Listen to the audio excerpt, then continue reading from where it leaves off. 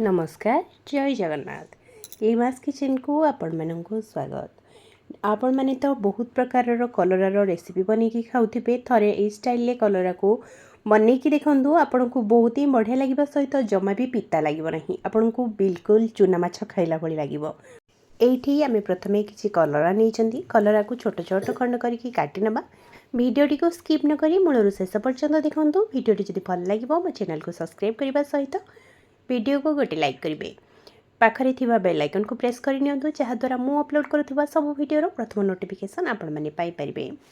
ये कलरा को आम पूरा छोट छोट खंड करके काटी नबा। वीडियो आप जो भाव में देखुं प्रथम गोल गोल करके काटी नहीं पूरा छुन छुन करके काटी नबा। यहाँ एमती काटी नबा द्वारा बहुत जल्दी सीझीजा सहित भजा बहुत बढ़िया भाव में होता है। आम यहाँ कलराटा को भाजवा केवल पियाज व्यवहार करवा एम कौन मसला व्यवहार करवा नहीं। बहुत ही बढ़िया लगे भजाटी आप पखाड़ गरम भात सबुथ खाईपर। ये देखिए जापे मुझे कलरा को कौ सेप्रे काटी नहीं। एवं कलरा को पानी रे दे नहीं प्रथम से पानी रू एवं कलरा सबको छाणी नबा। कलरा को बेसी समय पानी रे पकईकी रखा ना। परिवा काटी सारा सांगे सांगे कलरा सबको छाणी नबा गोटे प्लेट को। कलरा भजा तो समस्त घरे सब बेले प्रस्तुत हो किंतु थरे यही भाव में आप मो स्टाइल बनैकी देखु आपण मानक बहुत ही भल लगे। जमा भी पिता लगे ना। छोट पिला माने आराम से खाईपर। ये देखो सबू कलरा को मु पानी छाणी नहीं। एवं आम नेक्स्ट स्टेप को जीवा।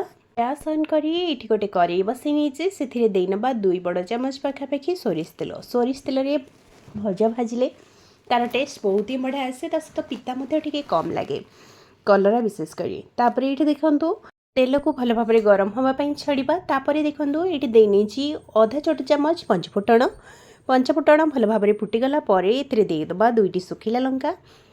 तापर किसी समय पाई लंका एवं पंचफुटण को भल भाव में भाजी नबा। एवं ता सहित ये आम ऐड कर नबा पियाज। ये आम टी अधिका क्वांटिटी पियाज व्यवहार करवा। ये देखो मु पूरा 2टी बड़ साइज्र पियाज को व्यवहार करी सरू सरू लंबा लंबा पीस काटी नहीं। एवं आम पियाज को भल भाव में भाजवा। ये आम जदि पियाज टी अधिका व्यवहार कर नबा ताहले कलरार टेस्ट बहुत ही बढ़िया लगे सहित खावाई अति स्वादिया लगे। कलरा जमा भी पिता लगे ना। जितेबले भी आप कलरा भाजुंट टी तेल अधिका और पियाजर क्वांटिटी अधिका करके भाजतु देखिए कलरा जमा भी पिता लगे ना। ये देखो पियाज को मु पूरा गोल्डन ब्राउन कलर करना। अल्प किसी समय पियाज को भाजी नेला परी आम ये देनबा कलरा को देनबा परे आम किसी समय एपट सेपट करके भल भाव में चलै नबा। पानी रू जितेबले आपण कलरा छाणिबे सेतेबेले कलरा रे जमा भी पानी रखिबे नहीं। नहेले कलरा पूरा मेंची मेंची हो जमा भी भजाटा ठीक से भाजी हम ना। भजा जदि पूरा गोटा गोटा रहिबो ताहले खाइबा पई बहुत ही बढ़िया लगिबो। एठी तापरे देनबा स्वाद अनुसार लूण एवं हळदी गुंड। ये रेसिपीटी प्रस्तुत करने बहुत ही कम समय लगे। आपन को 10 मिनिट पाखापाखि लगे ये रेसिपीटी प्रस्तुत करने एवं खावाई पखाड़ गरम सबुथ जमीज। ये लुण हलदी देलापर आम किसी समय एपट सेपट करके भल भाव में गोल नबा। ये मु भजा को जमा भी कवर करना एमती आम छाड़ीदबा। गैस फ्लेम को ये मीडियम करनबा। प्रथमे जदि किछि अल्प टिके पानी रही जाइथिबो कलरा रे सेटा भल भाव में सुखीगला परे आम गैस फ्लेम को लो कर नबा एवं कलरा को भल भाव में सीझिबा पई छाड़ीबा। कलरा तो खाइबा पई कई पसंद करंतिनी आउ कई बहुत ही भल पाती खाइबा जो मैंने पिता खाइबा को जमा भी पसंद करती ना से भाव में भजा प्रस्तुत करके दिंतु देखिए बहुत ही बढ़िया लगे खाइबाई। से जमा भी बेसी पिता लगे ना खुशी रे खाइबे समस्ते। ये किसी समय पर देखु भजा आमर केते सुंदर देखागला सहित क्वांटिटी कमी आसला भजार। एवं भजा आमर पाखापाखि 50% सीझी आसला। एवं आम गैस फ्लेम को लो कर नबा एवं आउ किछि समय भल भाव में भाजी नबा। भजाटी जदि पूरा पुड़पुड़ होकर भजा जाए खावाई बहुत ही बढ़िया लगे। ये मूलरू शेष पर्यंत मु जमा भी कलरा को ढांकी नहीं। यहाँ को लक्ष्य करेंगे कलरा भाजला बेले जदि आप ढांकी नौचंती ताहले कलरा बहुत जल्दी नरम हो भजा जमा भी भल लगे ना। तापर आम ये जितेबाला प्रथम कलरा धोईकी नहीं से भल भाव में पानी निगाड़ी नहीं मुझे आउ थे आपण मानक रिपीट कर देछि।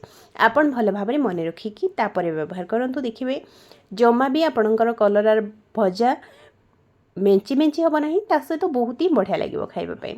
ये देखो एपट सेपट करके भल भाव में भाजी नेला परी किछि समय पर पुणी देखो मुझे आपण मानक देखी नहीं भजाटी आमर केते बढ़िया भाव में भाजी हो जाइए। ତା ସହିତ ଭଜାଟି ମଧ୍ୟ ବହୁତ ସୁନ୍ଦର ଦେଖାଯାଉଛି। କଲର୍ ମଧ୍ୟ ଗୋଲ୍ଡେନ୍ ବ୍ରାଉନ୍ କଲର୍ ଆସିଗଲାଣି ଭଜାର। ଏବେ ଆମେ ସେଥିରେ ଦେଇନେବା ଅଧା ଛୋଟ ଚାମଚ ପାଖାପାଖି ଲଙ୍କାଗୁଣ୍ଡ। ଆପଣ ଯଦି ଲଙ୍କାଗୁଣ୍ଡ ରାଗ ଅଧିକା ଖାଉଥିବେ ତାହେଲେ ବ୍ୟବହାର କରିବେ, ନହେଲେ ଏଇଠି ସ୍କିପ୍ ମଧ୍ୟ କରିପାରିବେ। ଲଙ୍କାଗୁଣ୍ଡ ଦେଲା ପରେ ଆଉ କିଛି ସମୟ ପାଇଁ ଏପଟ ସେପଟ କରିକି କଲରାକୁ ଏବଂ ଲଙ୍କାଗୁଣ୍ଡକୁ ମିଶାଇ ନେବା। ଏବେ ଏଇଠି ଆମର ପ୍ରସ୍ତୁତ ହେଇଗଲା କଲରା ଚୁନ ଚୁନ କରିକି ଭଜା। ଆପଣ ନିଶ୍ଚୟ ଥରେ ଏଇଭଳି ଟ୍ରାଏ କରନ୍ତୁ, ଦେଖିବେ ଆପଣଙ୍କୁ ନିହାତି ହିଁ ପସନ୍ଦ ଆସିବ। ଭିଡ଼ିଓଟି ଯଦି ଭଲ ଲାଗେ ମୋ ଚ୍ୟାନେଲକୁ ସବସ୍କ୍ରାଇବ୍ କରିବା ସହିତ ଭିଡ଼ିଓକୁ ଗୋଟେ ଲାଇକ୍ କରିବେ। ଆପଣମାନଙ୍କ ଗୋଟେ ସବସ୍କ୍ରାଇବ୍ ମୋତେ ଆଗକୁ ବଢ଼ିବାରେ ସାହାଯ୍ୟ କରିବ। ଏଇଠି ଦେଖନ୍ତୁ ଆମର ଭଜା ବହୁତ ହି ବଢ଼ିଆ ଭାବରେ ହେଇଯାଇଛି। ଏବେ ଆମେ ଗ୍ୟାସ୍ର ଫ୍ଲେମ୍କୁ ଅଫ୍ କରିନେବା ଏବଂ ଗରମା ଗରମ ସର୍ଭ କରିବା, ପଖାଳ ହେଉ କିମ୍ବା ଗରମ ଭାତ ସହିତ ହେଉ। ଦେଖା ହେବା ପୁଣି ଗୋଟେ ନୂଆ ଭିଡ଼ିଓ ସହିତ। ରହିଲି, ଜୟ ଜଗନ୍ନାଥ।